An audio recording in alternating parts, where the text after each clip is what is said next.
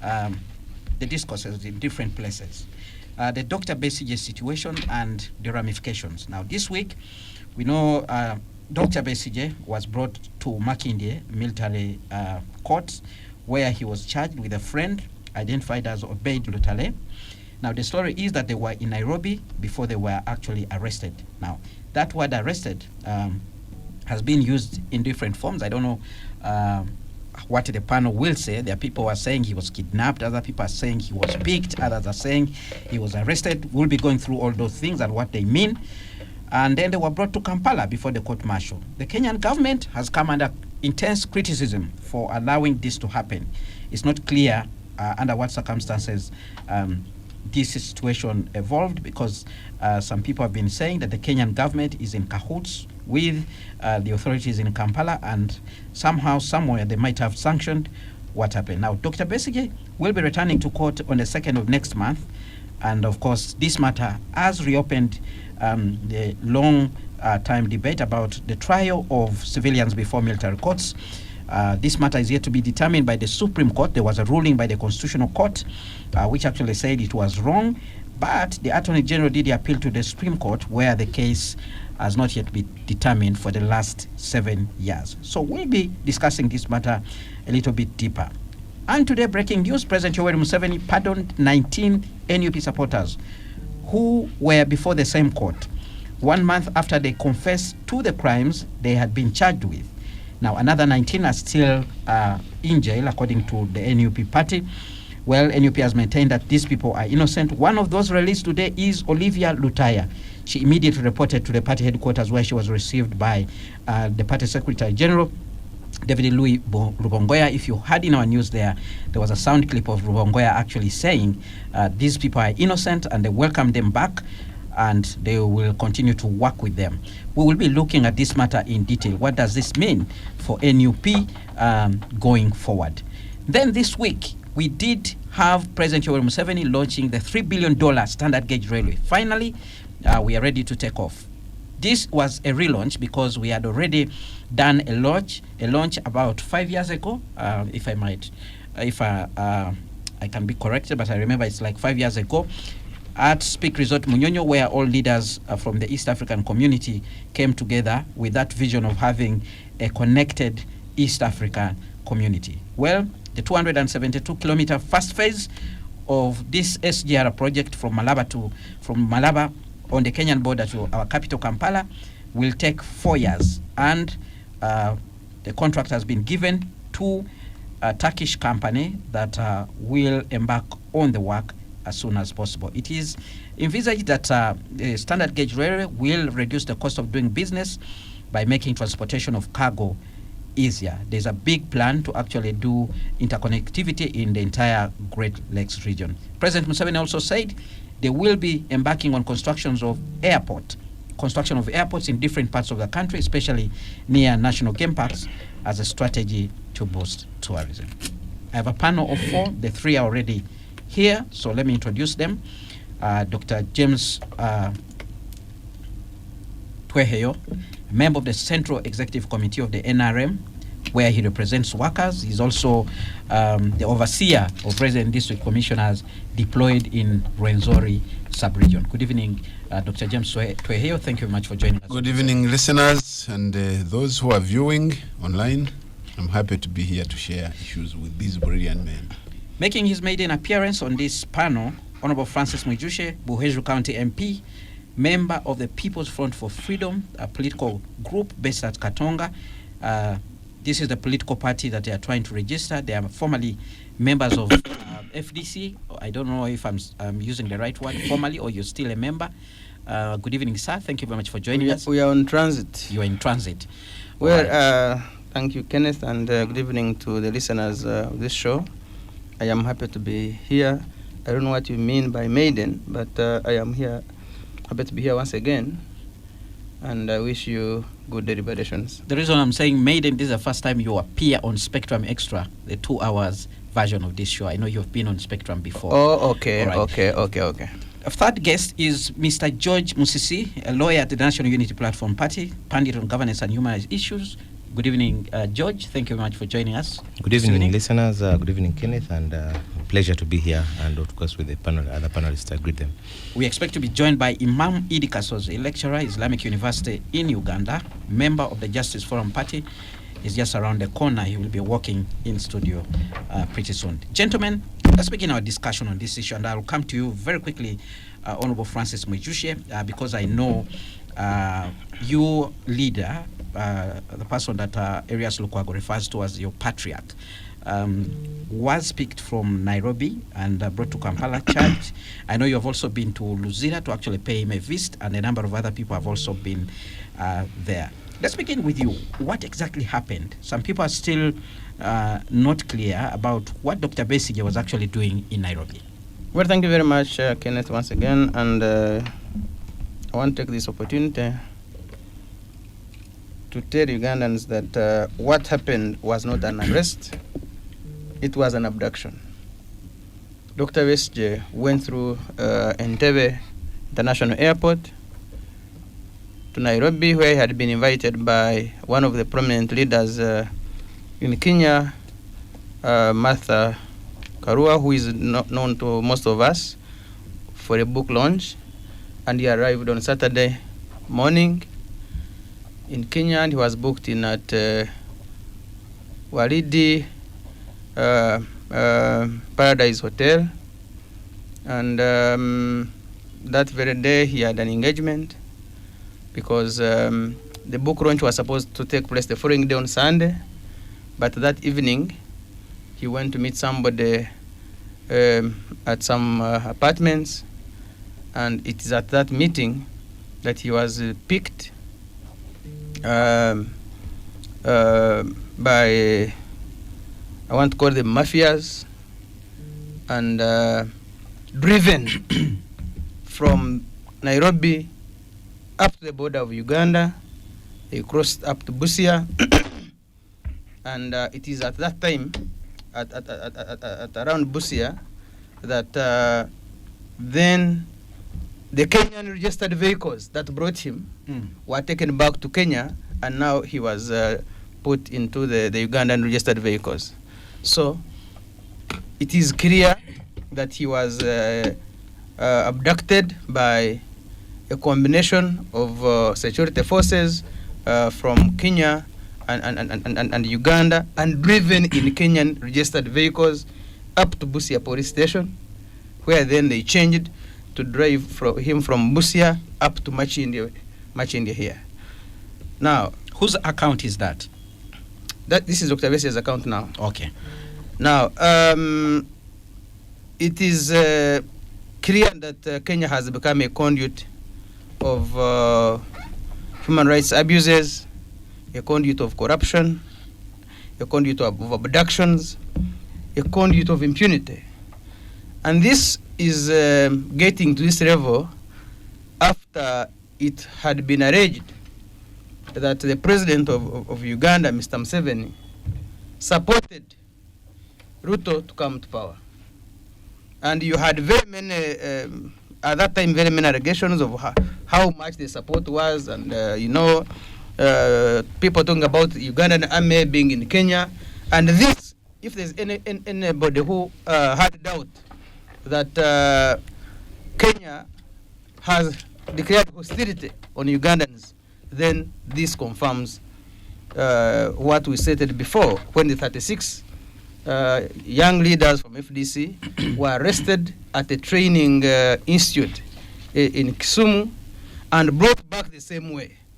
Because you'd ask yourself, when you say that Kenya has declared war against all Ugandans, that looks so big, because as we speak now, there are other Ugandans who are freely walking in the streets of... Well, they will not arrest them on the same day. Maybe you can say to your political group or something like that. Well, you see, when they're arresting them, they don't arrest you with a political card. These are not there are very many other Ugandans who can talk about Dr. Besigye, because Dr. Besigye has a big name. There are many Ugandans who have been arrested the same way. And you see, we have also seen many other international leaders from different other countries that have been abducted from Nairobi back to their countries at the watch and supervision of Kenyan authorities. Because you'd ask somebody who went to Kenya through an international airport here in Entebbe, with a passport, how do you bring them back to Uganda? How do you go and arrest me in Kenya and drive me through Busia to Uganda? How? Immigration has not acknowledged my getting out of Kenya, but I am arraigned in court. To me, that is illegal. You have actually brought me to court illegally, because legally I am still in Nairobi. My passport says so. Now, the lawyers will tell us, but what happens to me if I am produced before court illegally? What happens to the charges? 3, then you talk about me in Kenya and having 2 pistols, and that these 2 pistols are meant to overthrow government. How then do I get to Nairobi? How do the pistols get there? Are these pistols Ugandan pistols? Are they under UPDF Act? So there is a lot of confusion, and I can assure Ugandans that this is diversionary. President Museveni is very scared of what is happening in this country. Ruto himself is scared, and they are trying to see how to survive by way of getting such big people out of saturation. Well, the official position of the government is that Dr. Besigye politically is a spent force. They are not worried about them. We saw Dr. Chris Baryomunsi explaining that. Who is Baryomunsi anyway? Baryomunsi is just actually spent force himself. Go to Kanungu and ask. He cannot win an election without rigging it. He cannot even win one parish. So if you talk about spent forces, then you talk about Baryomunsi, but you cannot compare Baryomunsi with Dr. Besigye, really, by all respects. Even if it was to talk about NRM itself, you can't compare the two. But getting back to the topic, very quickly, is to say that by all standards, if you look at the jurisdiction of the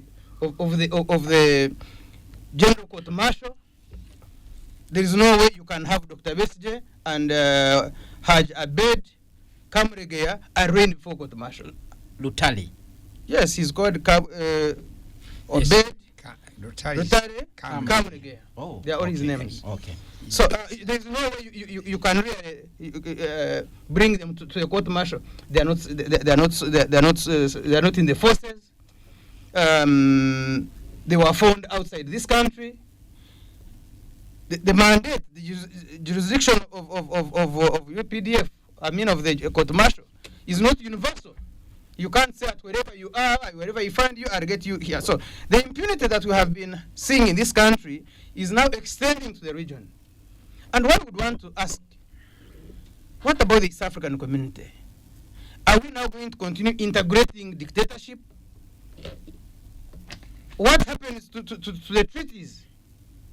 Because now we see that Uganda and Kenya, the 2 presidents who are now comrades in crime, have decided to distort the mission of the East African community.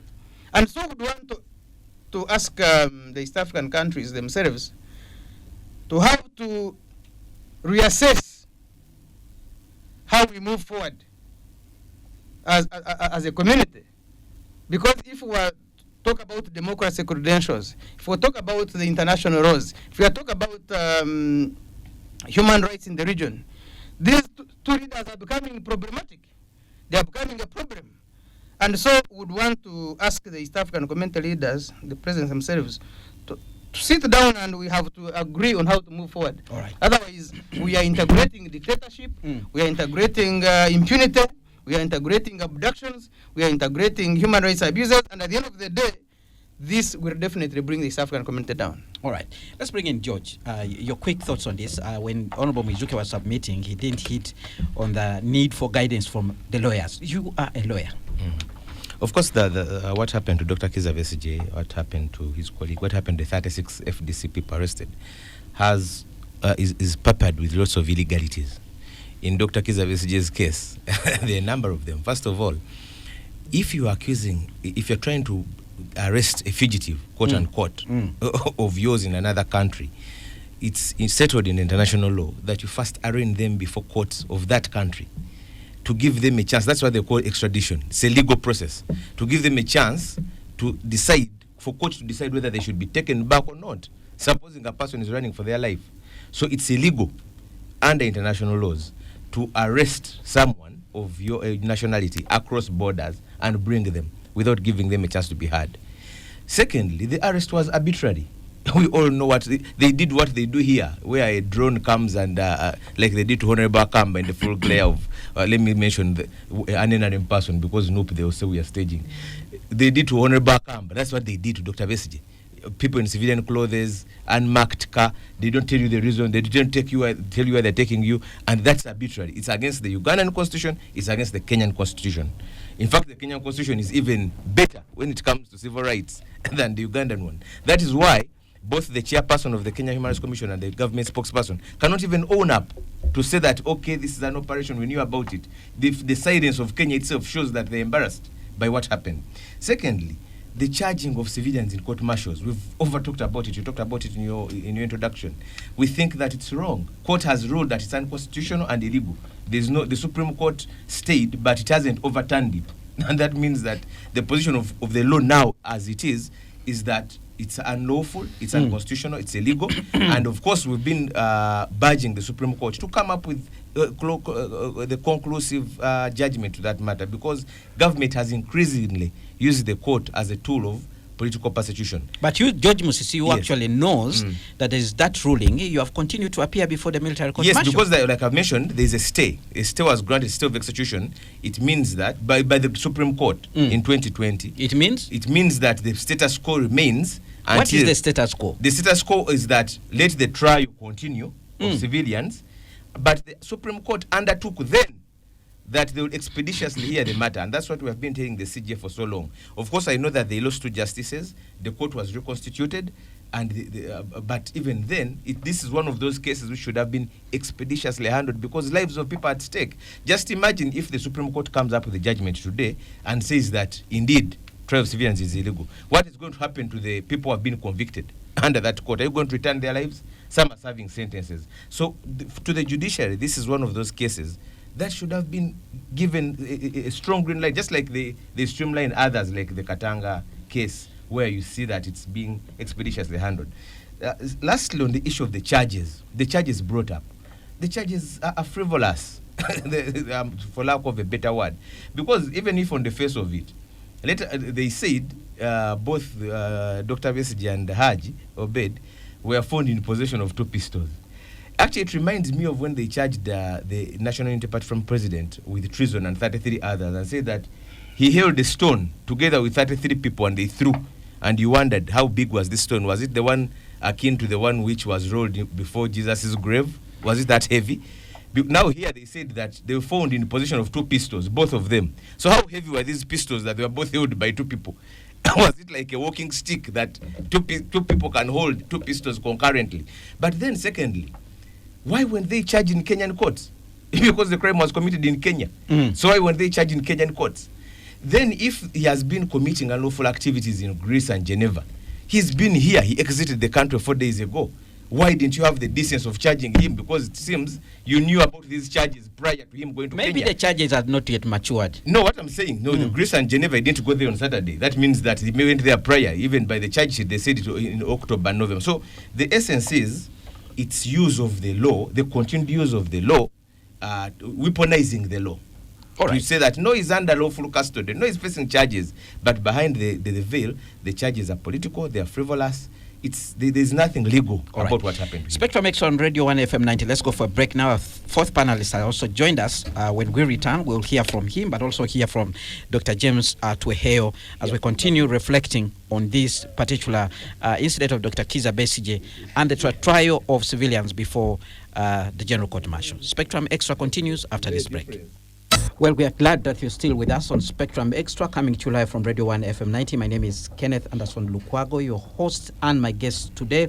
We have George Musisi, who is a lawyer from the National Unity Platform Party. He's a pundit on governance and human rights issues. We have Honorable Francis Mwijushe, Bwejo County MP. He comes from the People's Front for Freedom, People's Front for Freedom. That is the Katonga-based political group that is on the course of being registered as a political party. We have Dr. James Tweheyo, member of the Central Executive Committee of the NRM party, where he represents workers. He's also overseer of the RDCs deployed in the Rwenzori sub-region. We have Imam Idi Kasozi, lecturer at the Islamic University in Uganda, member of the Justice Forum Party, JEMA. And at this point, we are looking at what transpired with the situation of Dr. Kizza Besigye, who is in Luzira prison until the 2nd of next month, when he will return to the General Court Martial in Makindye for continuation of the charges which were read out to him. Dr. James Tweheyo. Yes, Kenneth. Let's hear your view on this matter as the people working in the government. What could be going on? I want everybody to understand that it is not in all cases, or in any case, that somebody is arrested without cause. That's what we must admit. Whether the cause is the right cause or the wrong cause, but somebody is arrested with a cause. And we should not simply rush to make judgment, because Colonel Dr. Kizza Besigye is retired. Retired Colonel Dr. Kizza Besigye is a respectable person in this country, highly respected. He's a politician. He's an intelligent fellow, by the way. If anybody didn't know, he's one of the most intelligent persons. And he was a bona fide army officer up to the time he retired voluntarily on his own volition. And I bet if he had even stayed by this time, by the time of the time of his retirement, he would have been one of the big generals. So we want to attach the respect he deserves. Number two, by his story, as narrated by my brother, the Honorable Miruche, he said he was delivered by the Kenyan vehicles. That's what he said. And therefore, and he was handed over to the Ugandan vehicles at the border. And therefore, by simply saying, these boys of ours, we don't know what to call them boys, they are men and women. Actually, a correction before you proceed to make mistakes. I haven't made a mistake because I'm quoting from what you because said. now I am still here. Yes. So I said the people who drove him from Nairobi up to Busia only changed vehicles. But the same people remained, changed vehicles and drove him up to Kampala. They changed the vehicles. When they were in Kenya, the occupants of the vehicles didn't change. So the vehicles that changed. So when they were in Kenya, they were speaking Swahili. When they got to Uganda, they started speaking Ruchiga, Runyankore, and Ruganda. So they changed the vehicles exactly the same way you are changing the story. But anyway, that notwithstanding, he was delivered in a Kenyan vehicle. According to his story, he was received at the border in the Ugandan vehicles, and he was brought to Uganda. And I want to believe, and I think he can testify, he was not tortured. Possibly, psychologically, yes, but physically, no. And he's here to face justice. Now, we should first of all appreciate that he is before a court. Whether it is the right court or not the right court, that one, my brother Musisi will raise his arguments. But the fact that he's before court, in my view, it is not only prejudicial for us to say this, to put our own judgments, but we can make our assessment of what the situation is. The charges, according to my brother, he says they are frivolous. But also, I don't know whether it is legally allowed for anybody, whether in or out, to possess a firearm, because that's what they call military stores, and you are not charged before a military court. If it is true, and I want to put that very clearly, if it is true that he had firearms, then it is this very same court that is going to prove that these firearms belong to Uganda or belong to Kenya. If they belong to Uganda, of course, the dots will be put together. How did he get these arms outside Uganda and to be found with him in Kenya?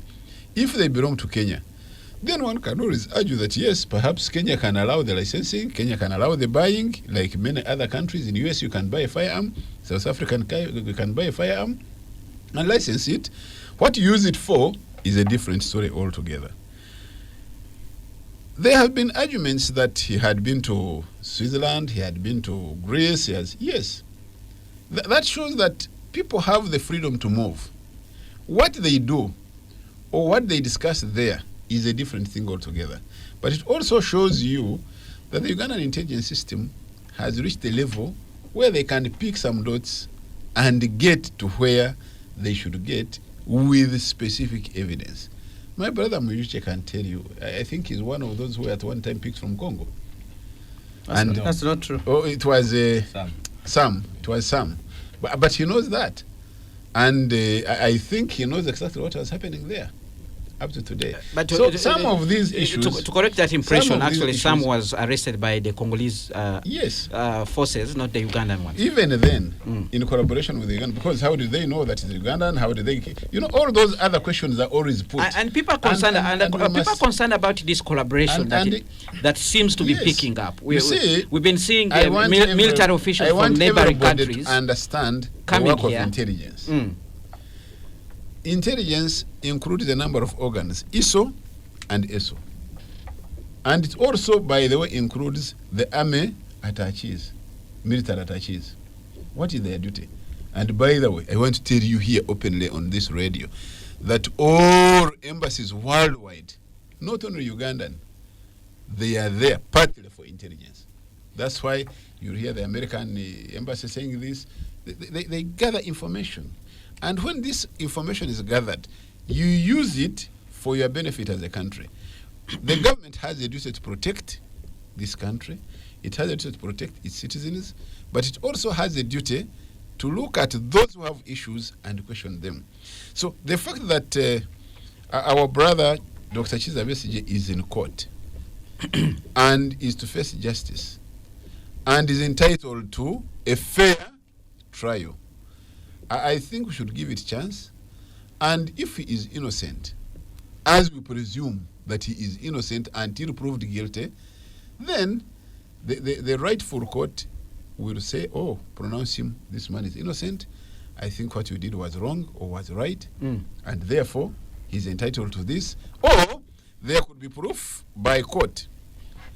And remember, the court before he is a military court. All right. Which also can be challenged, as his counsel Rukwago was saying, that no, he shouldn't be presented to this military court because for him he retired, and therefore he's entitled to being treated and being presented before another court that is not a civil court. And let's wait for those pronouncements. I don't think we are doing what is right to say, to give our own judgment that this case is frivolous, charges are frivolous. Yes, they could be, but let court pronounce that they are frivolous. His argument as a lawyer is good. Okay. But also, there could be another argument from the prosecuting land person to say, no, these are not frivolous, and he would give reasons. All right. So let's give a chance to court to take his decision. Let's give our lawyers, from both sides, to give their own arguments, and the court makes its pronouncement, and Kano Besigye is safe, at least. And I want to believe my brother has been there and has seen him. He's safe. And we get things done right. All right. Let's hear from Imam Idi Kasozi. Imam, as Dr. James Tuhei was submitting, especially on that point of frivolous charges and what, I saw you, rolling your eyes and shaking your head at the same time. I wonder what could be going on. You seem, not to be surprised. Thank you very much. Good evening, listeners and viewers, whoever you are. Those who are young may not know. It is not the first time Ugandans have been abducted in Kenya. Those who know the late Baraki Kiria, in the early 1980s, he was also abducted from Kenya by the UPC government then. What surprises me, that is one of the issues that took Museveni and his team to the bush. But they are doing the same. That's where my big question lies. Why would you describe this as an abduction, Imam Idi Kasozi? You see, me, I am not like many other people who think that some of these issues, when they are being discussed, we should leave them to them MCCs who are the lawyers. And the courts, as he's saying, court. I may ask, does court in Uganda exist in real terms, if we go for what they call court? Does the court system in Uganda qualify to be called the court?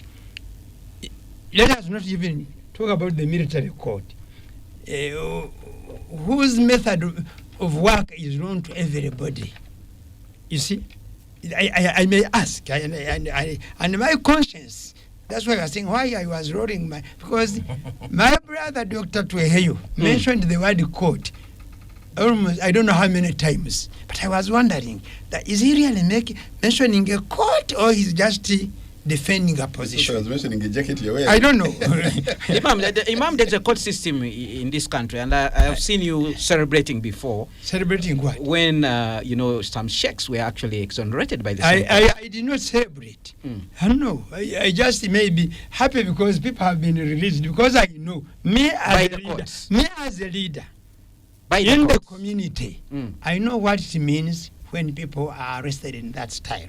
As I speak to you, a young sheikh, a young mualim of a village in Maganjo, called Kamanyire, was almost taken in that way. People came to his house at 3 a.m.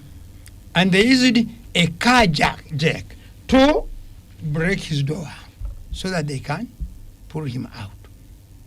You see? And many excuses. When I was last here, we talked about Sheikh Twaha Kakande. He was arrested in a similar manner. I don't know whether it is arrest or abduction. Abduction. And he was kept for 30 days.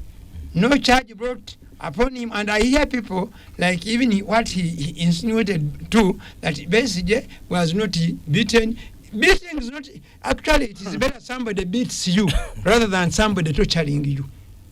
Because the beating, and if it is a normal beating, it will heal very fast. But a torture can be of all your life. You can remain tortured when you think about it, and especially if we are talking about Besigye. You see, a person whom I think Uganda had all the chance to arrest him without causing now the dilemma we are facing.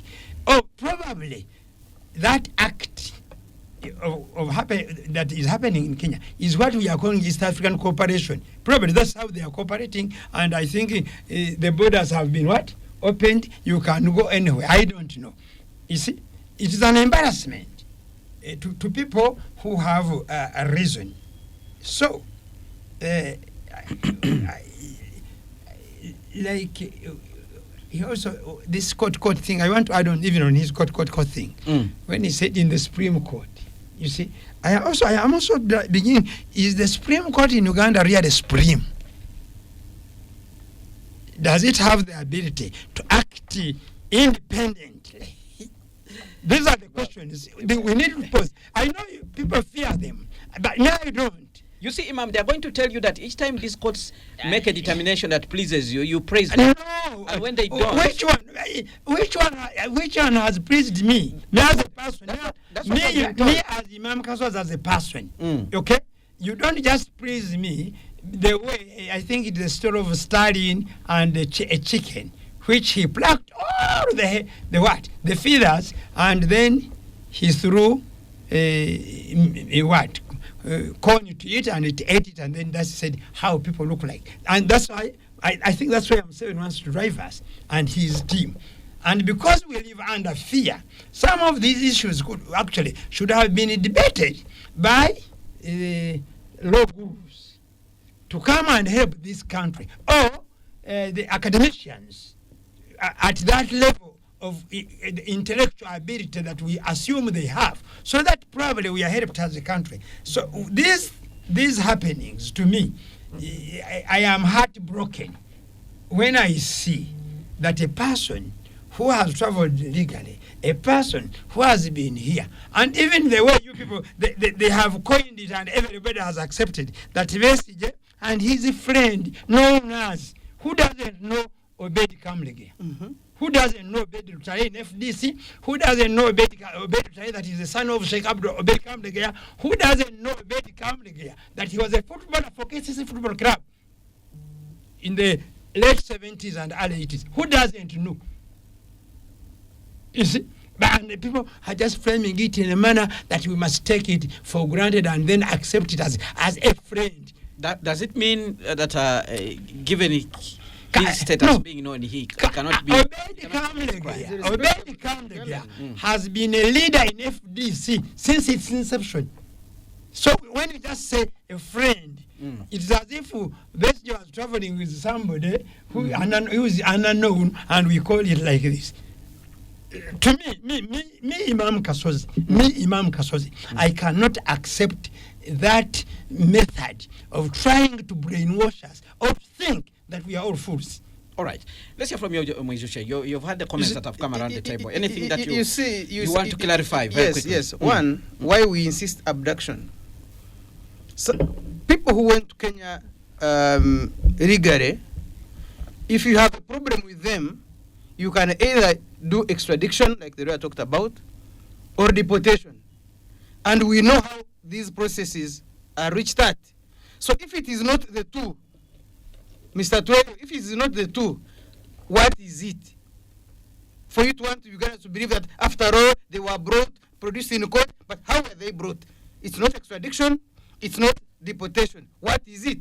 It's abduction. Can you without doubt confirm that none of them was not done? Number two, of course it was not done. Because it is you to confirm that it was done. You, the person who brought them. Well, Dr. James Tweheyo, for the record, what we have heard from Kenya are just condemnations from the Kenyan Law Society, from political... By the Kenyan government? No, from... Right. Because you see, first of all, let me tell you. I don't want you to No, twist people our could have known. The Kenyan government has denied. No. But it did not arrest. The Kenyan government has denied. They were arrested on Saturday evening.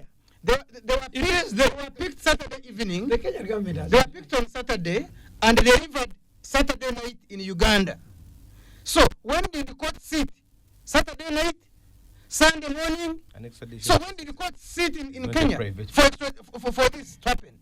When did the Minister of Foreign Affairs in Uganda write to Kenya seeking for these people to be brought back? On a Saturday or a Sunday? Because these are legal processes that are not done over the weekend. As he concludes, we have an example here. Jamiru Mukulu was arrested in Tanzania. Yes. And produced in the Tanzania courts. And then the extradition process took place and is here. So that's why we insist that the whole case of Besigye is like that of Barak Kiria. Now, yes, he was talking about charges that Besigye can be charged. Besigye has been charged more than 100 times in this country. And you have never proved even one. And many times you have not proved as government. Many times has come out clean. But you see, that tells you that you are illegally doing it. Because if you can charge me 200, you can arrest me 200 times, and you cannot even prove once. What more authority do you have? But all the charges discharged? What more authority do you have? There's a time I had 87 cases in this country. Now how many? They are all dismissed. So what more authority do you have if you arrested me tomorrow that this fresh one holds any water? All right. Other than political persecution. All right. Three, the collaboration you're talking about between Uhuru and I mean between Ruto and Museveni. We have had a problem in the past of collaboration between Museveni and Congolese leaders, and now we are paying trillions because of that collaboration. We want you government to come to Parliament and tell us which collaboration do you have between Uganda and Kenya, so that it is in writing, so that we don't find ourselves paying money tomorrow for Kenya to say we are helping you to arrest Besigye, so pay us. We are helping you to arrest Obed Kamlege, pay us. Because every time you make these mistakes, we pay for your mistakes. All right. Finally, very quickly. Just last evening, the brother of the deputy mayor, her worship Nyanjura Dorin, the brother was gunned down in Ntinda. You have security in Nairobi looking for Dr. Besigye, looking for a pistol, as you say, in Nairobi. You can trace a pistol to Nairobi, but that you cannot Dinda. All right. You cannot trace guns down here in Cheka Market. There are guns in Kampala here. People, I don't know how many mobile money vendors have been killed in town. You cannot trust any one gun, but you claim to have traced a gun. Right. Please. We have a comment that has come in from one of the listeners, and it's called David. He says, in future, advise the panelists they should talk with facts. For their info, history has it that in 1969, assassins who made an attempt on Dr. Bode were picked from Nairobi. In 1974, Museveni himself survived an abduction from Nairobi by a German mercenary. 1982, Balak Kiria was picked from Nairobi and incarcerated in Luzira until 1985 after General Tito Okello Lutwa. All such arrests were not done through any extradition process. Did all that happen during Ruto and Museveni times? That's a question that comes in from David. Well, David should know that first of all, some of these international protocols, like one of them were signed post that period. But then again, we even have Rwanda has picked people in Uganda from Uganda and taken them. It doesn't make it right. So the mere fact that a wrong thing has happened in the past, if there have been extrajudicial killings in the past inUganda, do you bring it now and say no? It's not the first time the government is killing people. So that the issue of what David is raising may not be. But Dr. Trehe mentioned that the issue of charges should be left for courts. No. Even people, like Imam Eid said, not even just lawyers, people can see through some of these charges, and it's not even the first time. Francis here was charged with terrorism, prison terrorism, both for walking to work. It was charged with terrorism or prison. Let me give you an example of some of the charges that are brought in that court. Before even you go to that court, remember the guns that were paraded by government as having been found in the NUP president's room? Do you remember a government official parading AK-47s? I always tease the police spokesperson that what happened to our guns. At least bring them since we drop the charges. The charges were dropped? Of course, they were dropped. Okay. They were dropped. They amended, and then they said that now it was a stone. Then they left the issue of the guns. Yes. When it comes to court martial, it's even worse. When the NUP president was arrested in Kalangal with over 100 of his supporters, and they were taken to Massacre on 30th December 2020. Then they were in custody from 30th December, state custody. And then they were arraigned in the court martial about a week later, and they were charged with being found, 48 of them, in possession of 4 bullets on 3rd January 2021, when all of them were in state custody, all the 48. So the bullets were found in Makerere in a home of one of them. And they were in prison for 6 months on such a charge. So it's not, when we talk about frivolous charges, let us assume, they said, like I mentioned, that they are pistols. Why didn't he deem it right for Kenya to try him? Because he was found in Kenyan soil. Ideally, there is no law which bars Kenya from trying him because he was charged there. So the whole fact and even the nature of court, the type of court, first of all, these courts of judicature, despite their problems, like Imam has mentioned, they don't lack any competence in trying any matter. He has mentioned Jamilu Mukulu. Jamilu Mukulu is accused of setting up a rebel group. He's not before a court martial. So you are saying a court which can try a rebel leader cannot try a person who is found with a pistol? It can try a person found with a beret, but then you bring terrorists. Head of a terror organization. Even 2010 terrorists were brought in courts of judicature. But a person found with a T-shirt, found with a pistol is taken, or with a bullet. So it's not a matter of lack of competence. Well, it's in line with the UPDF Act. It is lack of existence. No. That once you're found with items that belong to the army, you are supposed to appear before a military court martial. That's what we're told. Let's get this matter very clear, comrades. Very quickly, we need to go for a break. The court of judicature, having the competence and ability to judge a case, does not invalidate the fact that the same other court, the military court martial, can equally have the ability to judge that case. And we're saying so, military means and depending on the act, yes, and depending on the act, and depending on the facts on the ground and the case that is presented to them, possessing military stores is enough for you to appear before the court martial. But away from that, my brother, who is saying he was charged 86 counts, and was discharged by court is the very same person who is saying courts are not competent enough to get things done So right. have you paid me for all the, that? the court may be competent, but they If- are not if it's independent. required paying, have you put on your taxes, your bill to be taxed, and they have failed to pay you? All right. It is the same court which discharged you. All right. So So the same wasn't the court, court the same martial? court should be given a chance. Wasn't the court You martial? would have preferred to pay for a court let's martial. go for a break. When we return, I'll give an opportunity to George Musisi to conclude his point because he yielded his time to you, Dr. James Tweheyo, and then we'll continue. But there are also comments that are coming in from the listeners, so I'll be also sampling some of these comments for you to be able to respond, and then we move on to another topic. Stay tuned, Radio 1 FM 90, Spectrum Extra continues after this break. Well, thank you so much for staying with us on Spectrum Extra live on Radio 1 FM 90 review the major events of the week. I have a panel of four. Dr. James Tweheyo, member of the Central Executive Committee of the NRM, Imam Idi Kasozi, lecturer at the Islamic University in Uganda, member of the Justice Forum Party, Honorable Francis Mwijushe, Buheju County MP, member of the People's Front for Freedom, and Mr. George Musisi, who is a member of the National Unity Platform Party. Well, before we went for the break, George, you yielded your time to Dr. James Tweheyo, so I want you to conclude your points. Who misused and we hear it? from you. Of course, the most important issue is No, you. NRM takes up every space. They can't allow us to meet outside. They can't allow us to talk on air.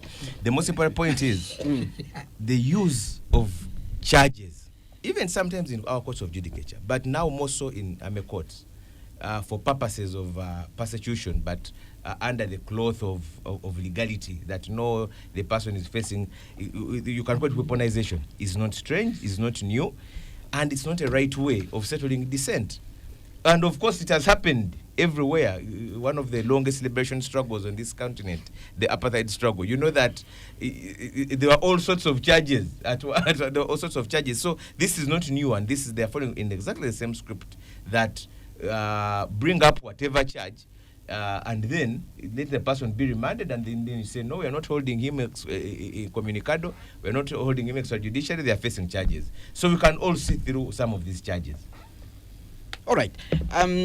Let's look at some of the comments that are coming in from the listeners, and we see how we can quickly respond to them. We have a comment coming in from Benon Fred Twinamasko, who says, Dr. Besigye was arrested for seemingly private information. He talked about Museveni on some private gathering in Kiruhura.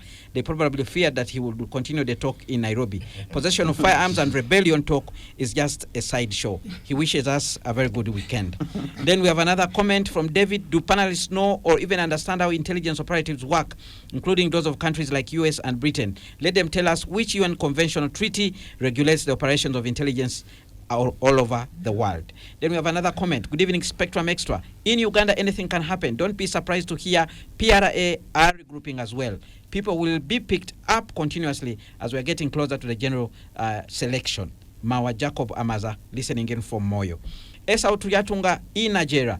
Regardless of the circumstances surrounding Dr. Besigye and Haji Kamlege's abduction while in Nairobi, such action violate fundamental human rights and international legal principles. It is essential for any government, including Kenya's, to uphold the rule of law, respect human rights, and also ensure the prosecution of individuals, protection of individuals from arbitrary detention, particularly in politically sensitive contexts.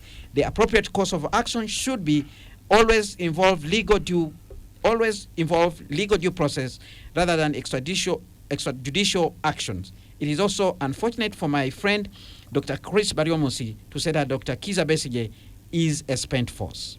We have a comment coming in from Kauma Digo, listening in from Mitiana.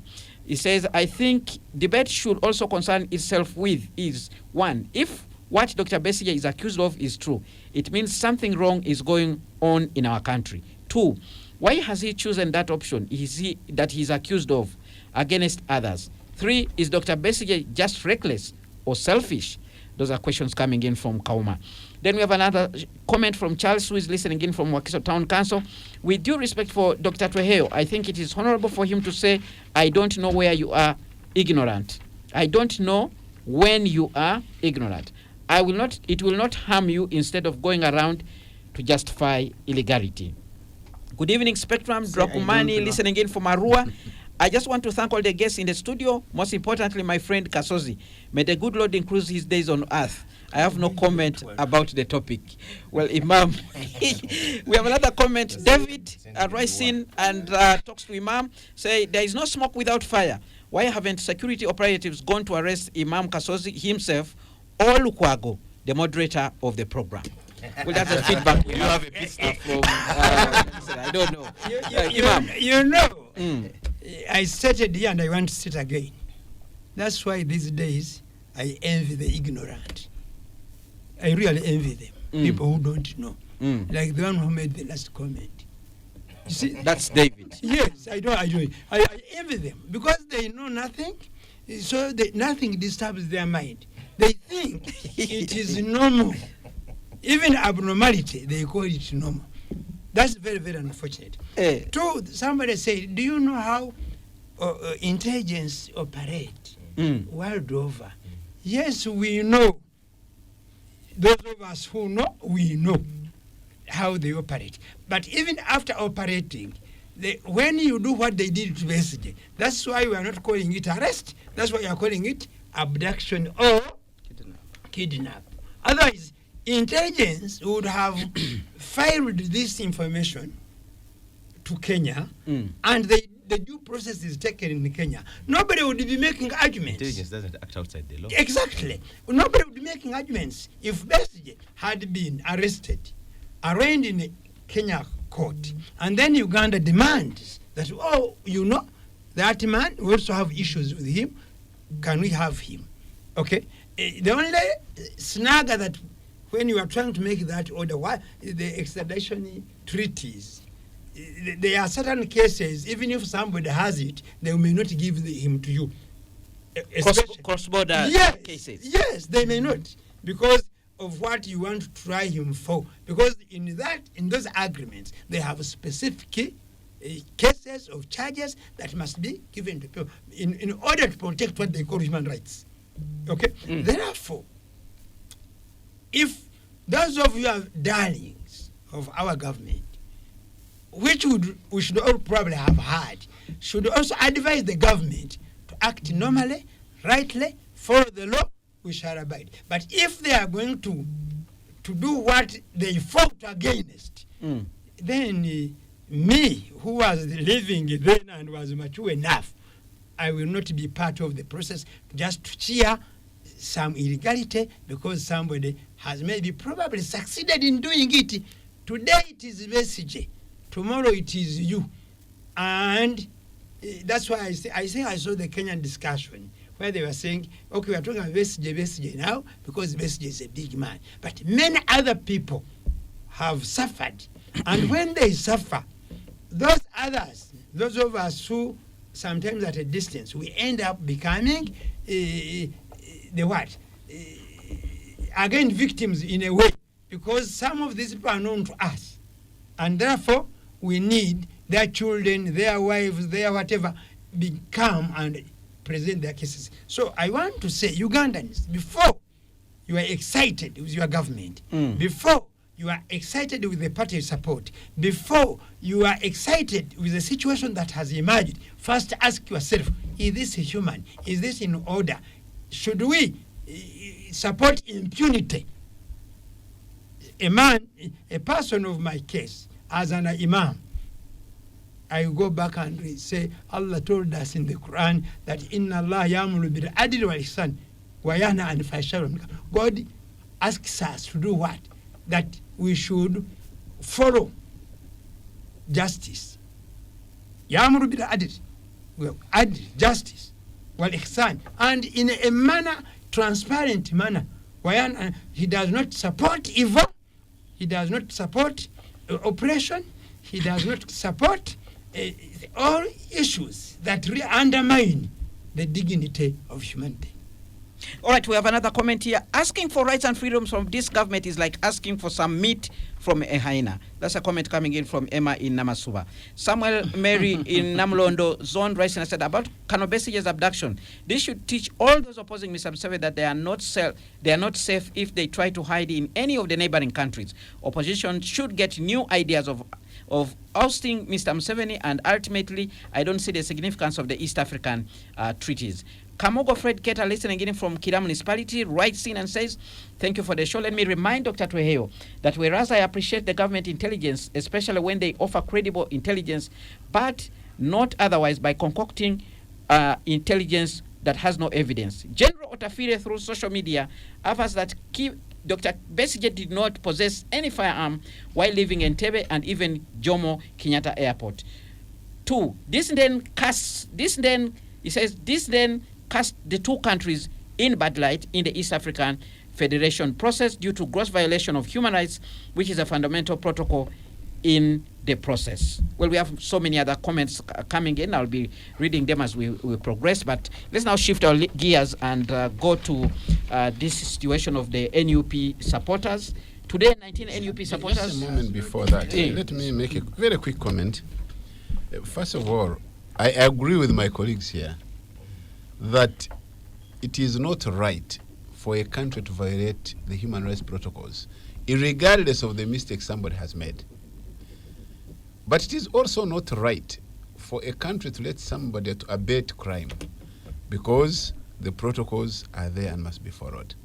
So much as the two wrongs don't make a right, but it is also correct to have somebody presented for justice, regardless of the other mistakes made by the other party. Whether these mistakes are to his advantage or not, that is another question. Then, in regard to Honorable Tafire's statement, which is attributed to him, I want to say it is his, but attributed to him, I think it actually begs a number of questions. If it is true that Colonel Dr. Kizza Besigye left this country without a pistol or any gun, if it is true that he didn't have any registered gun in his names or in his company. I've said for the last 20 years. Whether it is 20 or 100. But if it is true that he crossed the border through immigration, as he did indeed, that he reached Kenya without it. But also if it is true that he possessed a gun at the time, of course, that's where the questions begin coming up. Is it a Kenyan issue or a Ugandan issue in terms of law? Whether Ugandan or Kenyan, is it a crime committed in Kenya? The landman is here, can be in position to answer those questions. But I'm saying what did you answer? But I don't have to answer for the laws which I am not privy to. But in this case, if it is true, and that's my argument, if it is true that he actually was found with a gun, if once or if two, then it should be looked into, and justifiably he should answer and give the right answer to it. And if he owns it, or if he had it justifiably, then certainly he will be vindicated. All right. Radio 1, KB's arrest in Kenya confirms that somebody said that Uganda can capture Kenya in less than 2 weeks, because how can a foreign security agency enter without being noticed? That's a comment from Rico. Then we have another comment. Abduction of Dr. Kizza Besigye. Haji Imam Idi Kasozi is asking a very important question. Is the Supreme Court in Uganda supreme? Of course, by its conduct and convenience with the regime, it shows not. E.g., cases filed to that court 5 years down the road, they have never been heard. 2, evidence show that the military tribunal court martial is held under the Supreme Court of Uganda by disregarding the ruling of the Constitutional Court, as the Supreme Court looks on with the appeal in their registry. That is the Honorable Kabaziguruka versus Attorney General. Now let's cross to the other topic. The case of the NUP supporters who were actually released today, 19 pardoned by President Yoweri Museveni.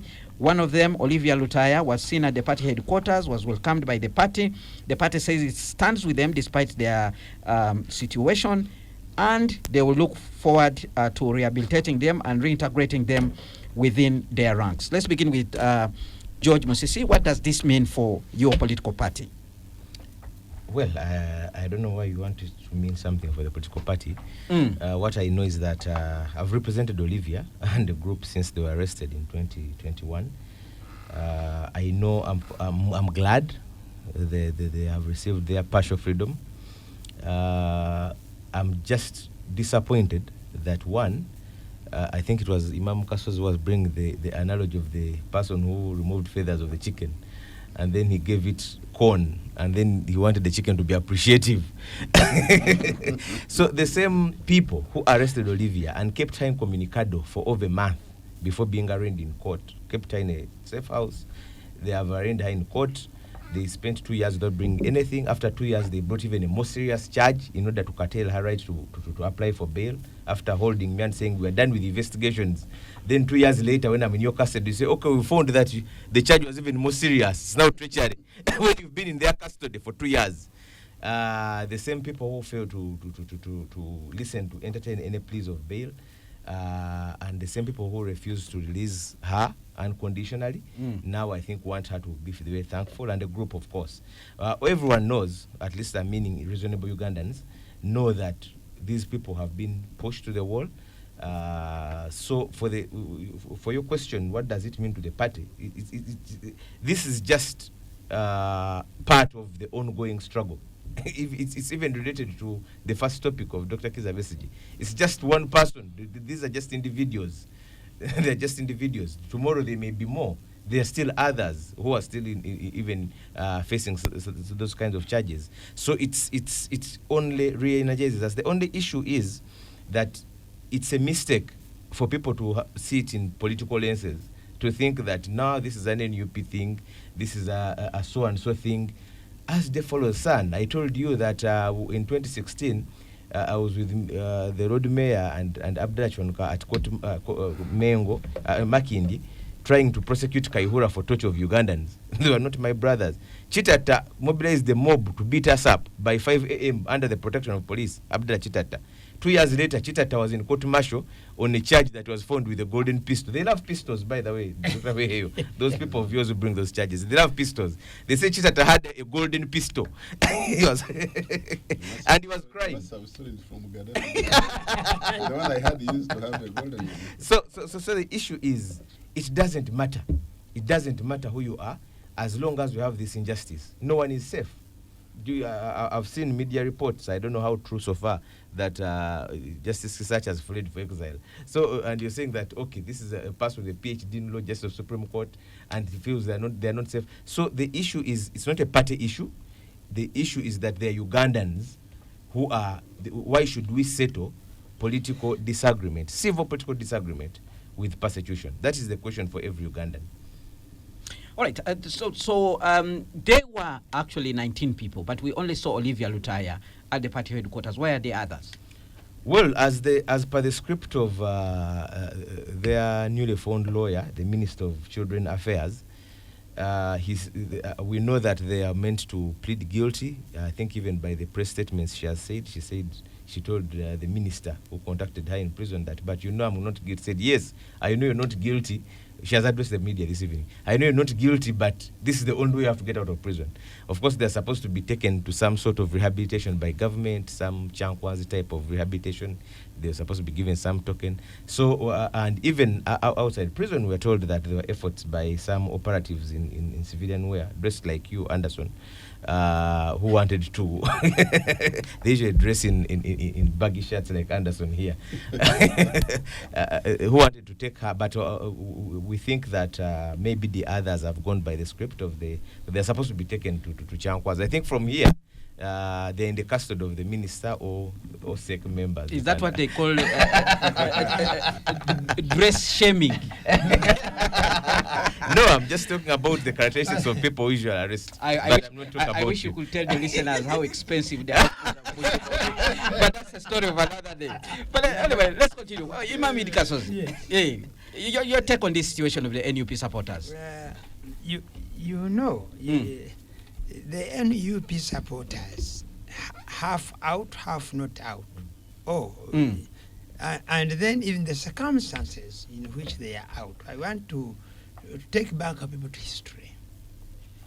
In 1997-98, there was massive arrest of Muslim youth. And several people, including their sheikhs, were arrested. And the charges preferred against them were all not right, not true. And because of their commitment, they chose to remain in prison. And somehow, later, the law was put in place in this country for amnesty. And they sometimes they use the amnesty law wrongly, that plead guilty and you get Out. out. And you can't get amnesty unless you've accepted. And there was a lot of debate whether they should get out or not. And we had to look at the scripts, the way they are written. And the way they were, these scripts would actually, immediately you get out of court, they would easily implicate you again. Actually, they even give you a certificate. I know, they would implicate you again. And we are urging, should they accept or not? We prefer to say, don't accept. Because of ABCD, unless CDF is changed. Otherwise, you are not safe. But remember, when they take Imam Kaso's to prison, like if I use myself as an example, I live behind 2 wives, several children, 6. I have 6 children, 5 children. I have my other siblings whom I maintain. Then I have hundreds of orphans in this country I care for their education survival. So when I am caring for orphans, it means they are your children. It means I am also caring for some widows of some sort. So sometimes the debate comes there. Do I get out or not?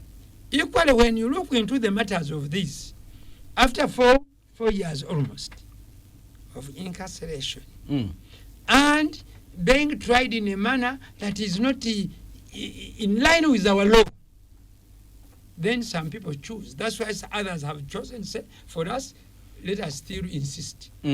Those who have issues, they have accepted. Should we celebrate such an act? Imam Kaso says no. Because if we just continue like this, we are promoting impunity, and we don't know when it's going to hit others hard. That's why I think I take Mrs. saying that we must look at these things not just of noob Ugandans, human beings, because sometimes there will be human beings who are not Ugandans, and they are arrested in Uganda, and they are treated in this manner. Should we support this? I remember one time I went to stand surety for a Kenyan when everybody was. I went to court. I said, I am prepared too. Fortunately, later, he was a very innocent man, but he spent, I think, about 4 years in jail. In jail, up and down. So it is the human instinct in us that should always come when we get a situation like this one. According to Rubongoya is the Secretary General. He has said the reason why you saw Olivia alone, she ran away. That they are trying to arrest for her. She jumped on a border and ran away. So such instances, even when somebody has been released in that manner, if it is in good spirit, let him go to his home. Then you can bring him and do the rehabilitation when he is also ready. But this matter of bundling people, I don't think we should support them. And but we thank the Almighty for these ones that have been raised, but we demand that even those who have remained, whether they have accepted amnesty or not, because the very charges they have been saying have proved not to be correct, they should be released. All right. I want to come to George very quickly because I have to let you go because of the other important assignment that you have. But I want to come to you. There are some people are saying that this situation places the NUP in a sort of a catch-22. You know, you have people who have admitted having committed those heinous crimes. You're welcoming them back into the party. There are some people who are saying, how sure are you these are not going to be spies? And, you know, there's a debate out there even on social media about the status of these people in the political party. Where do you put them? Of course, ordinarily spies don't wear T-shirts with insignia that spies. Spies can even be people who remained outside. Okay. So at the end of the day, in any case, security sends people in all opposition parties.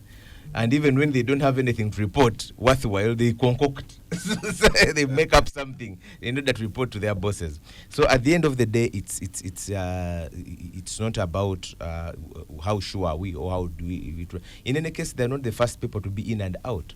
And when it comes to national platform, all of those who come out, there is always a story. Sometimes I think I'm sure they badly planted that one has been, all the people have been released, even if it has been in safe house for a month. They say that one is now working for security. So that is some of the terms of working. Of course, Francis has been there. My brother, Dr. Twehe, has not been there. Working in an opposition environment where you have an increasingly fragile state. So it's part of the job. He'll be there soon. All right, let's move on and hear from Honorable Mwijushe. This matter is one of the reasons why a couple of times you, the opposition in Parliament, actually walked out. Now, the people you were standing with at one point decided they had actually to accept that they were, charged.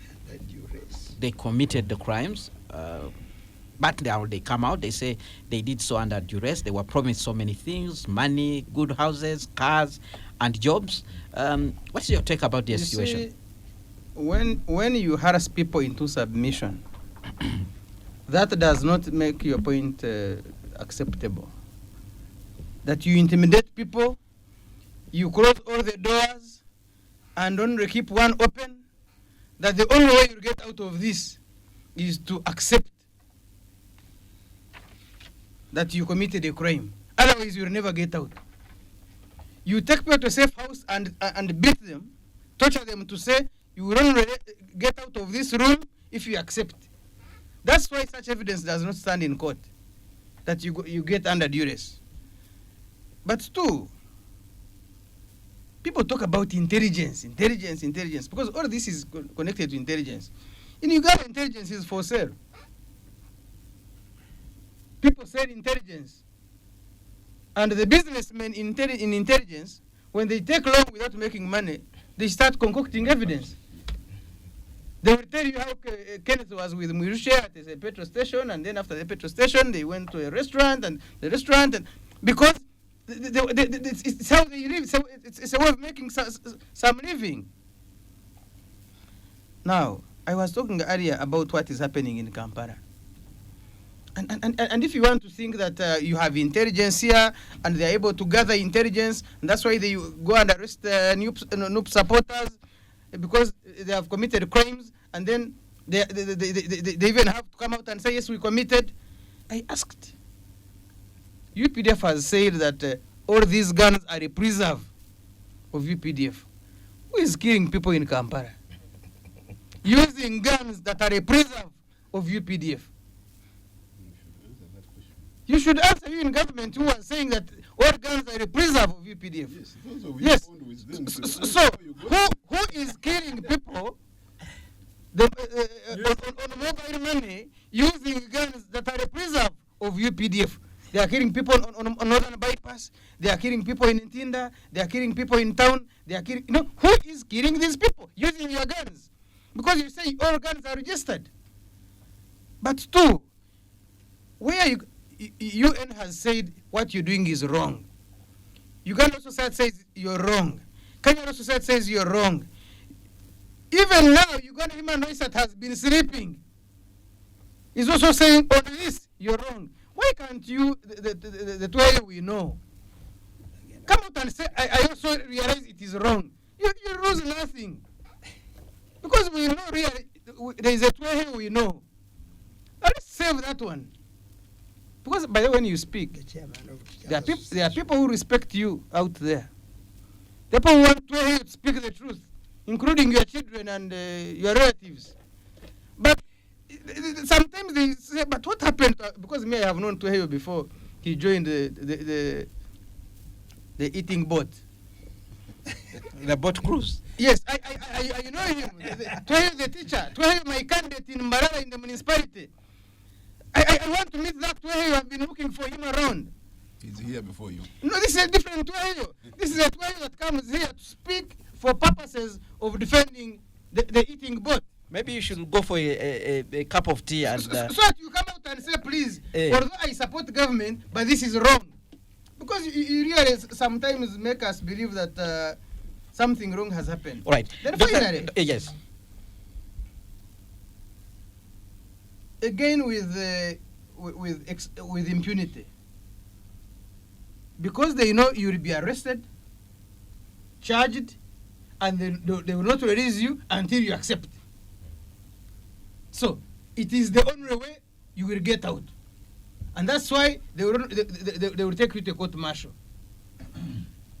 But two, people who are free are running away.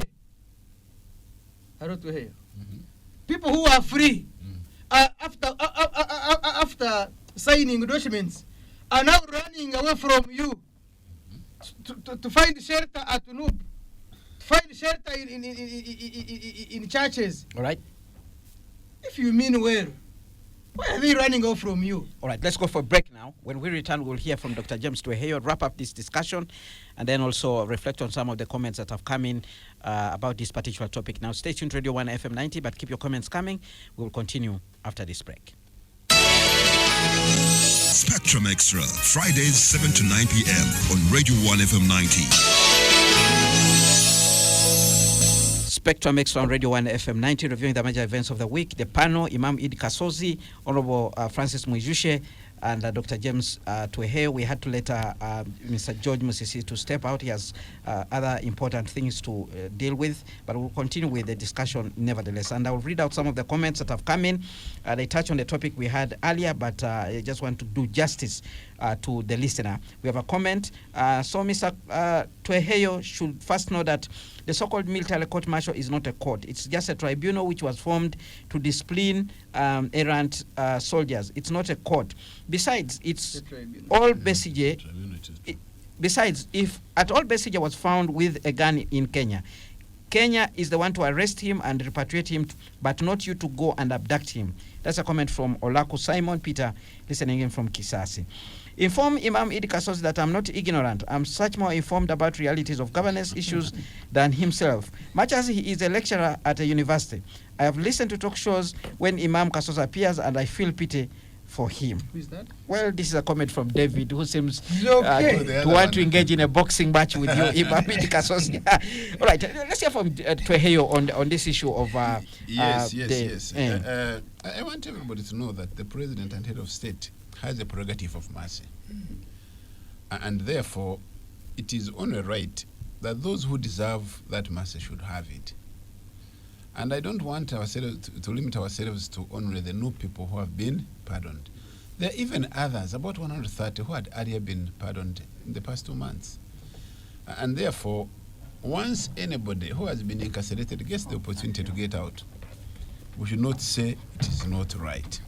Secondly, my brother Mwijushe has been assuming that these people have been coerced. I don't know whether it is the testimony of those who have been released or whether it is the assumption of my brother here who's saying, they were coerced. But we should have had it better from, especially these he says have run away. They are the best to tell us that, look, we are coerced, and therefore this is what was done. But the fact that they admit and they have put it on record does not necessarily mean that they're innocent, because we have seen the courts of law in Uganda. If we were paraded in the dock, even when somebody has been seen and witnessed doing something, when somebody denies, then the court gives him the opportunity to prove himself right or wrong. And therefore, I don't want us to always say, no, courts are useless, no, courts are there. To answer? Just yes, courts are there to protect. Why do you think that these people are accepting guilt after 3 years in prison? Yes, after their own meditation.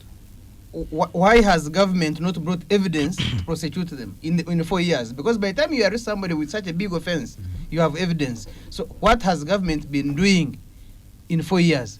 And why have they now admitted, even when, according to you, there is no evidence? What have they because admitted? They realized admission is the only way out of prison. No, not necessarily that. Because if you admit, it means actually you have committed that. And although you can commit something and the evidence is not so easily tenable, But you yourself, the person who committed it, know it better than anybody else that this was either the crime or it was not. And if you are innocent, certainly, the court will prove you right or wrong. And that is why, even those, because I've told you what happens in court, you know it, Honorable Mwichuche. Anybody, even when seen, when you appear before court and you deny the charges, and that has been a characteristic of many people, by the way, they deny the charges, court gives them the benefit to say, okay, prove, let's get the accuser to prove that these are the charges, and when there is evidence, then they are sentenced. And that is why, by the way, even in court, when you don't disturb court by trying to toss up there, you are even given a smaller sentence, or it is even reduced or lifted. So the fact that they have admitted, they should be the very same person to say, look, we are coerced to admit. And I think it would be erratic for any of us to say they were coerced unless it is them who say so. Well, that's what they have been saying. They actually been saying that's one element. Number two, they were promised good things. Number two, yes. They were promised good things and told you should admit. I don't know whether promising is coercing, but either way. But also, somebody was talking about the Army Court Martial. It is true, the Army Court Martial is not a court as said it is a tribunal. But it is a tribunal with the powers of a court. And therefore, if it can take the powers of self as the powers of the court, it can as well justifiably take the actions and do what a court in this country can do. However, my appeal is that all the courts, all those people who are meant to dispense justice, should always dispense justice without fear or favor. And so, let the truth be there, let the truth be said, by either side, by the way. Both those who are assumed to be innocent and even those who are guilty. And those who are dispensing justice, that's when this country will be better for all of us to live in. It is not a preserve. This country is not a preserve for anybody, whether in government or not. It is a preserve for all of us, humanity, who are born or would even like to live in this country. And therefore, we should give chance to everybody to live without being detracted, or without being forced, without being coerced, without being trumped. All those are supposed to be done by the leadership of this country. And would also, of course, as leaders. By the way, leadership is not necessarily a preserve of those in the government. No. My brother Mwichuche is one of the good leaders, I should say, in Parliament. And therefore, he should equally do his best to make sure that the right thing is done for this country to prosper. All right, gentlemen, let's move on and look at our other topic. This week, we did have launching of the construction of the standard gauge railway, $3 billion project. The construction is going to take 4 years. We are going to connect with Kenya, but also there is a bigger plan to actually connect with Rwanda, DRC, and the entire region on the standard gauge railway. We are the ones who were left behind, given the fact that we had entered this particular arrangement at the time with Tanzania and Kenya, who already have their system running. And there's a lot of hope, especially from the business community, as expressed by President Yoweri Museveni, who actually say that it's going to improve on the cost of doing business. But also there are people who are concerned about how this project is actually going to be executed. Will it be delivered on time, given the history that some of the infrastructure projects have had in this country? I'll begin with you, Imam Idi Kasozi, the standard gauge railway. That is a positive gesture. We should applaud, but again caution that it should let those in power and have authority give chance. Those that have been given the opportunity to do this work do it. Because several projects in this country launched and we all get excited, sometimes have not been delivered in a manner that we should appreciate. And later, they cost us further resources, which probably would have used to develop other areas. You see, I want to add, like So those all of us who travel, okay, long distances, we should celebrate this, and we should pray that it comes up. I want to give you an example. When I was for Hajj, my first Hajj was in 1998, and we used buses and whatever. We took 6-7 hours from Mecca to Medina. Recently, when they have made a railway, I took only 1.5 hours from Medina to Mecca Speed train. using a train. 2, those also trains carry huge loads, and which again do not become a lot of expense to a country, like the way we use roads carrying again a lot of loads, heavy loads. So that's why I think we should celebrate this. But for Uganda, it is until when something is done that you celebrate. There is I work from Mukono in Nachifuma. There is a bridge that connects Mukono to Ruwero called the Rajali. Okay? Rajali. The bridge alone, which is hardly a kilometer across that swamp, has taken 5 years, and it is not complete. What surprises me, whenever they are about to read the budget, or they have just read it, you see active work going on. 2 weeks later, it is silenced. It is only, I think, this time I have seen some form of continuity.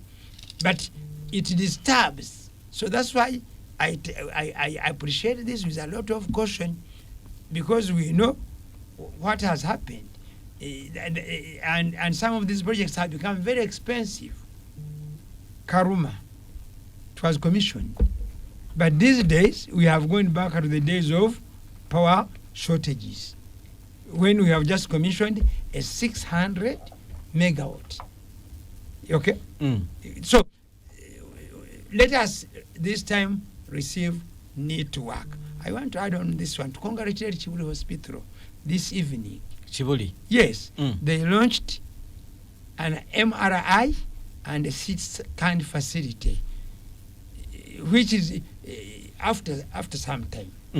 And therefore, such a progress is what we want. That's what I am looking for. Mulago also has reported the 5th successful kidney transplant. And then we also had Lubaga Hospital celebrating 25 years and relaunching with a campaign for new equipment. That's what we want to hear, and see it done, not just hearing, but to see it done.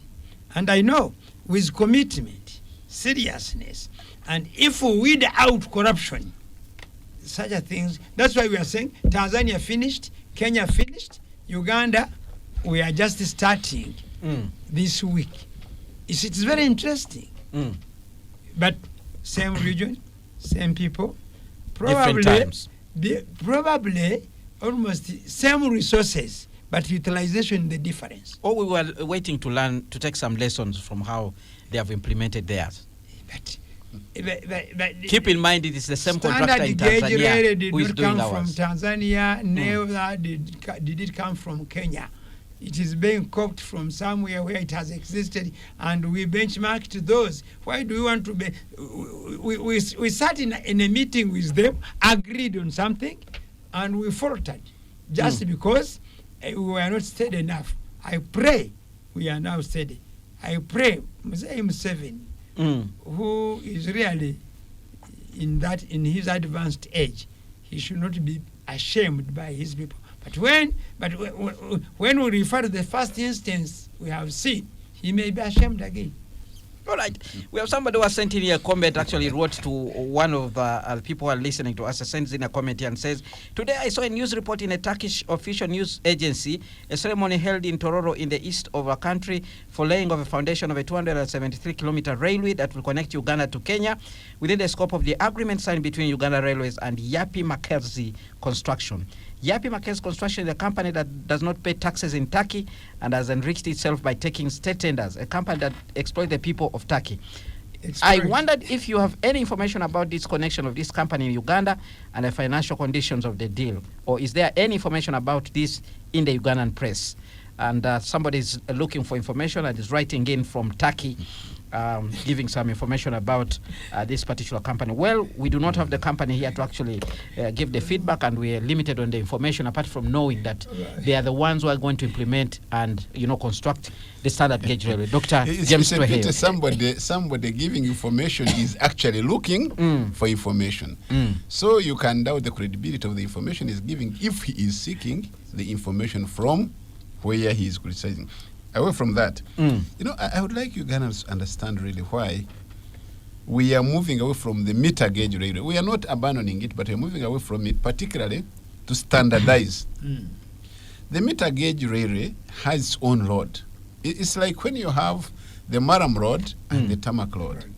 So the meter gauge railway could not carry the same load a train would carry from Nairobi to Busia or to Tororo, and then continue on the same speed with the same load. However much, the same train can also move on the meter gauge railway. So that one should be understood. Now, if, for example, a train moved from Nairobi with 1,000 tons and came to move at the same speed with the same road on the meter gauge railway, there is a high possibility that if it maintained the same speed, that train, if it halted, tried to brake, the pressure and the rest would cause the meter gauge railway to melt and would force the train to go off the rail. And therefore, to standardize it, you have to make sure that you maintain the same weight, the same speed, with the same train to reach its destination. Now, this is first of all going to avoid accidents. And therefore, we should thank God that we're almost reaching there. So we have been late, but better late than never. This standard gauge railway also, being one of the biggest heavy road carriers, will also try to help our roads. Remember, much of the road and the cargo has been kind of coming by road. We have tried to improve on the cargo, especially the oil cargo, by putting on the Mwanza area and the Kisumu to come by through Lake Victoria. But that's not enough. You can still see we are still carrying much of the oils on the road. So if the oils can come by train and also pass through the lake, those roads where we have had terrible and nasty accidents would somehow clear. Actually, but that's not to say one of my congregation members has just been hit by a vehicle, and he has died. I am just getting information. He has died. Dauda Sembuya. So and the wife, is a worker at the mosque. It's unfortunate. We pray that he may his soul rest in eternal peace. Those are some of the issues we must look at. We should not only look at the negativity. Yes, we know Uganda has issues, and we must admit, whether in government or not in government, that we have a spare of corruption. There are some people who may want to take advantage, and those who want to take advantage are not only those in government. No, they are Ugandans, to use a better word. Whether in government or not in government, they are half Ugandans. Ugandans don't take. People want to benefit for their own personal benefit because they are positioned in a way, or they are likely to have a connection with those positioned, and therefore that wouldn't be the right thing to do. So if the volume on the road was reduced, and these roads were decongested, and this gauge railway, which would save not only on time, because the meter gauge takes 14 days to come from Mombasa to reach here Kampala. The standard gauge will take only 24 hours. The train will take 24 hours. That alone, if it is not an advantage, then anybody, whether you oppose or don't oppose, should have it very clear. I think nobody The weight, opposes the luggage, the load, the standard gauge can carry from Mombasa at that speed would be constant to reach Kampala. Otherwise, it would mean that you reach Maraba or Tororo, you stop. After stopping, you off-road, reduce the road. Then beyond that, you also reduce the speed. And you know, it is not characteristic of all drivers to remember that. That is why even in Uganda, by this, it's so terrible. You reach a place that is carbureted 40 kilometers, 60 kilometers, but you see somebody speeding. And even those in positions of responsibility, and actually, Even that's when what they I put was humps. going to state. Yes. The worst is you people. Even when who they have put humps. red numbers, government numbers. No, You are no, the no, worst. not necessarily. Aye, My brother doesn't have a red one. Let's hear from- At least he has MP weight. All right, So- let's listen to. But people, I don't want really to put this to anybody, whether in the government or not in the government. It is a responsibility All right. of civilized people to know that this is the right thing to do. All right, let's hear And from therefore, Honorable we should get it Mwijushe. done. Honorable So Mwijushe. I should congratulate, before even with, I want to congratulate ourselves as a country, not necessarily as a government, as a country, upon this stride to ensure that we catch up with the other neighbors and we get going. Honorable Mwijushe. Well, I'm not one of those who are going to congratulate anybody because I'm not excited about the current government's programs. Where district was promised a tarmac road in 1989. 1989. Just in June, UNRWA wrote to finance saying, so the Solicitor General has cleared, we have a contractor for pre-financing, please finance, okay us to start on the Buheju tarmac road. The one of Nyakashaka? The one of Wizwera, Nsika, Kabwohe, then Nyakashaka, Nyakabirizi. Since then, nothing is happening. Now, even when that was going on, UNRWA has been rationalized. Now, I have an internal memo between UNRWA management where they are talking to each other. They are saying hot payments, cross stores, prepare management reports, and for now, hot or activities. So UNRWA is doing nothing. The only road I have to Buheju now is impossible. So as this is going, you're telling me SGR. I know I'm not excited because nothing is happening in the Ministry of Works. We rationalized the REA for the last 4 years. Not one single electric pole has been added since 2019. So you can go and get excited about what was happening in Toro. I will not be, because I know, first of all, that people are going to steal money. That is a given. Two, I know that since 2017, we have been working on the Northern Bypass. It is not yet completed. 2017 up to now. I know that the Express 20 is the most expensive road we have had in East and Central of Africa. Because you bought plots and wanted to be compensated. You who knew the project was going to be there, you. So at the end of the day, this is another project for you guys to steal money. So until this road, until this project commences, until I see works, I am not going to congratulate anybody. I am not going to get excited. I am going to continue waiting because I know that this is just politics of the of the elections that may Which become, I didn't really know may that becoming you are a Thomas. Well, that's why you have pushed us. Because you see, for the last 38 years, you have told us that you are pregnant. But you're not giving birth. So if you cannot give birth in 48 hours, 38 years, Right. even when you tell me you're pregnant, I may think that you're just barraging. All right. But finally, Very quickly, in 80 seconds. yes, I saw how Tuhei was frustrated when he was the leader of the teachers in this country. I don't want to say he was frustrated into submission. No. All right. I am not saying that. All right. But I saw how the teachers were frustrated. I saw how he was frustrated. So when I see people in frustrated under court martial and they have to give up All right. in the current situation, I understand and I don't want to blame them. I want to realize that that is how far All it right. could be stretched. All right, with that, we come to the end of Spectrum Extra, this week's edition. Hopefully, we join each other again next week for Spectrum, and then Friday for the same edition. Well, I've been your host, Kenneth Lukwaganderson. I thank my panel for actually keeping time and digesting the issues, but you listeners for tuning in and sharing your opinions.